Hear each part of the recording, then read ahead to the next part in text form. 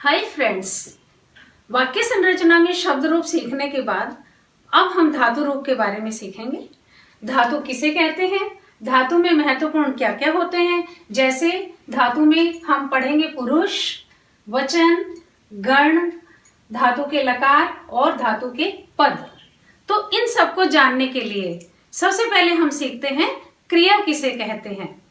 संस्कृत में क्रिया को धातु कहते हैं। धातु के रूप लकारों में चलते हैं। ये लकार 10 होते हैं। अभी ज्यादातर 5 लकार ही प्रयोग में होते हैं। तो ये जो लकार चलते हैं, सबसे पहले क्रिया और इसका क्या भाव है।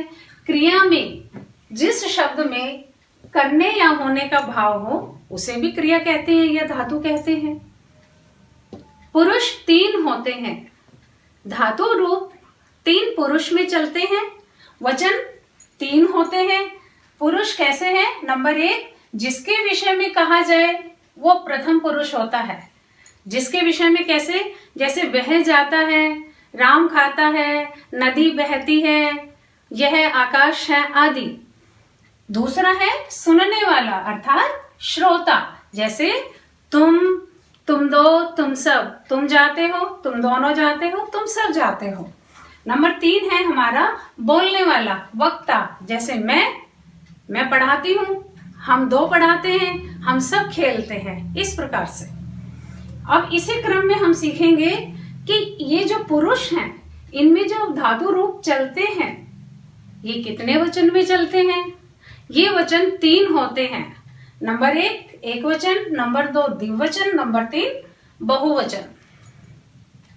अब सबसे महत्वपूर्ण बात यह आती है कि क्रियाएं अथाह है, अपार भंडार है, तो क्या हमें सब याद करनी पड़ेगी। तो इसका बहुत अच्छा एक तरीका है। सभी धातुओं को 10 गणों में विभक्त किया गया है। ये गण कौन कौन से हैं और ये गण किस प्रकार से बने हैं हम ये भी सीखेंगे। जैसे सबसे पहला है भवादि गण, नंबर 2 अदादि गण, नंबर 3 जोहत्यादि गण, नंबर 4 दिवादि गण, नंबर 5 स्वादि गण, नंबर 6 तुदादि गण, नंबर 7 रुदादि गण, नंबर 8 तनादि गण, नंबर 9 क्रयादि गण तथा नंबर 10 चुरादि गण।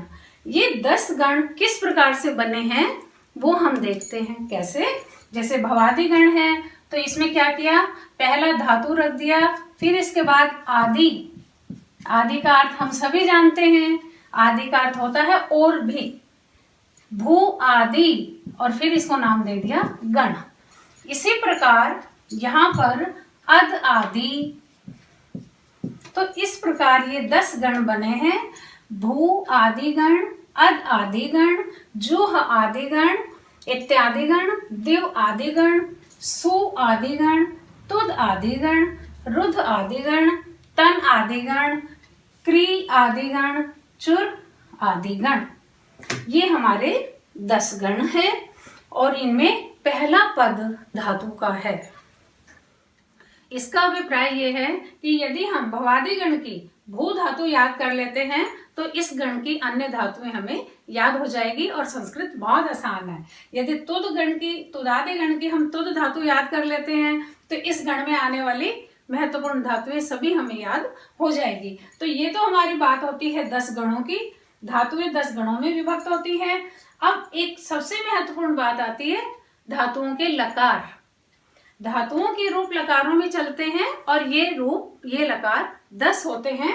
महत्वपूर्ण तो है लट लकार वर्तमान काल, लंग लकार भूतकाल, लृट लकार भविष्यत काल, लोट लकार आज्ञा देने के अर्थ में, विधेय लिंग चाहिए, आशीर्वाद और प्रार्थना निवेदन आदि करने के अर्थ में ये प्रयुक्त होते हैं। महत्वपूर्ण तो ये 5 भी है, जैसे लेट लकार, लुंग लकार, लुट लकार, लृट लकार, लृंग लकार और आशीर्लिंग लकार। ये सभी इनका प्रयोग वेदों में और प्राचीन समय में काफी होता था। अब ये 5 हम इनको अधिक याद करते हैं। तो इसमें भी देखिए एक महत्वपूर्ण जो चीज है वो ये है कि वर्तमान काल, लट लकार वर्तमान काल के लिए है, लंग लकार भूतकाल के लिए है और लृट लकार भविष्यत काल के लिए। यानी ये तीनों हमारे समय को डिनोट करते, समय को इंगित करते हैं। लोट लकार का प्रयोग आज्ञा देने के अर्थ में होता है, जैसे पढ़ो, खेलो, खाओ इत्यादि। विधि लिंग का प्रयोग चाहिए, आशीर्वाद, प्रार्थना आदि के अर्थ में होता है, जैसे तुम्हें पढ़ना चाहिए, राम को खेलना चाहिए इत्यादि। इसी प्रकार धातुओं के रूप 3 पदों में चलते हैं। ये पद है, पहला परस्मै पद, दूसरा है आत्मनेपद और तीसरा है उभय पद। उभय पद का अर्थ है जो वह धातु जो परस्मै पद में भी चलती है और आत्मनेपद में भी चलती है। थोड़ा सा हम इन दोनों का अर्थ जान लेते हैं।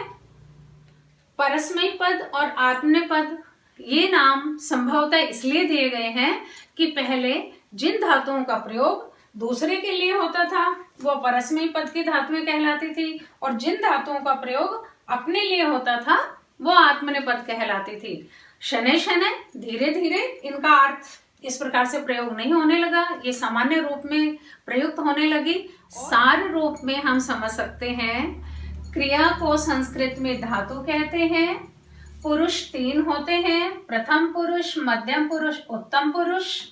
इन तीनों में जो लकार रूप चलते हैं उनके लिए 3 वचन होते हैं, एक वचन, द्विवचन और बहुवचन। समस्त धातुएं 10 गणों में विभक्त होती हैं और धातुओं के रूप लकारों में चलते हैं। ये लकार रूप परस्मै पद और आत्मनेपद 2 रूपों में होते हैं।